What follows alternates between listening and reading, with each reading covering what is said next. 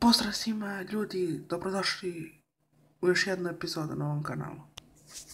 Današnja tema ovog klipa je motivacija, jednostavno nešto suprotno motivaciji i zašto je potrebna motivacija, znači kako je dobiti, osvojiti, da kažem, i jednostavno ne znam kako da se izrazim, ali za svaki rad je potrebna motivacija. Sad, bilo šta, da li je radio za kompjuterom, da li je trenirao i šta sad.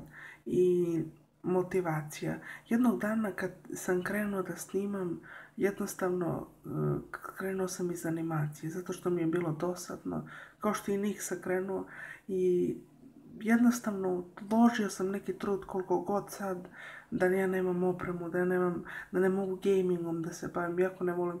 Uvek sam podelio neku lepu misao sa ljudima i tako, ali stigao sam do pola, na primjer, i hteo sam, na primjer, da odustanem, ali ja kad sam hteo da odustanem, nije mi baš bilo prijatno, jer sam uložio neki trud i sigurno da bi mi bilo krivo kad bi tu zabatalio skroz, već se sjetim onog početka, kako sam krenuo i sjetim se kako sam uložio trud i nikada ne trebate odustati od svojih ideja i uvek trebate ići ka realizaciji.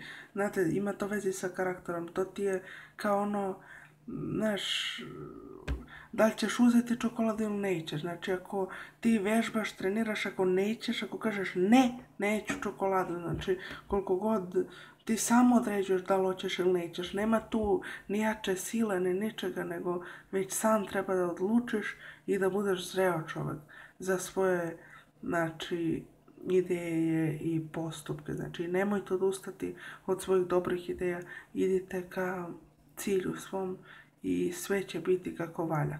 A planiram neke klipove sada posvetim nekim misaonim temama, posle će biti nešto i o računarima, možda bude neki gaming klip, i tako, nešto ćemo i o košarci da pričamo, znači neka će akcija, znači svašta i tako. Hvala puno na gledanosti, vidimo se u sljedećem klipu.